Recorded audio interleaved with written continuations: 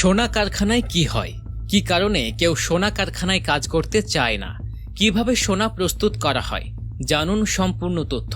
আমরা সকলেই জানি সোনা একটি দামি ধাতু। মেয়েদের পাশাপাশি ছেলেরাও অনেক বেশি পছন্দ করে। বহু বছর আগে থেকেই মানুষের এই ধাতুর সঙ্গে পরিচিতি। প্রাচীনকাল থেকেই সোনার মূল্য অনেক বেশি হয়। গত কয়েক দশক আগ পর্যন্ত মানুষের সোনা উত্তোলনের ব্যাপারে কোনো ধারণাই ছিল না। এমনকি মানুষ এটাও জানতো না যে সারা পৃথিবী জুড়ে সোনা ছড়িয়ে ছিটিয়ে রয়েছে। প্রায় সমস্ত জায়গাতেই সোনা পাওয়া যেতে পারে। কিন্তু সময়ের সাথে সাথে মানুষ সোনা উত্তোলন ও সে সোনার দৌলতে রাজত্ব করতে শিখেছে। আজ আপনাদেরকে দেখাবো কিভাবে ফ্যাক্টরিতে সোনার বিস্কুট, চেইন, সোনার পাহাড়, এছাড়াও সোনার গহনা কিভাবে প্রস্তুত করা হয়, যা দেখে আপনিও চমকে উঠবেন। প্রথমে জেনে নেওয়া দরকার সোনা কোথা থেকে এবং কিভাবে আসে।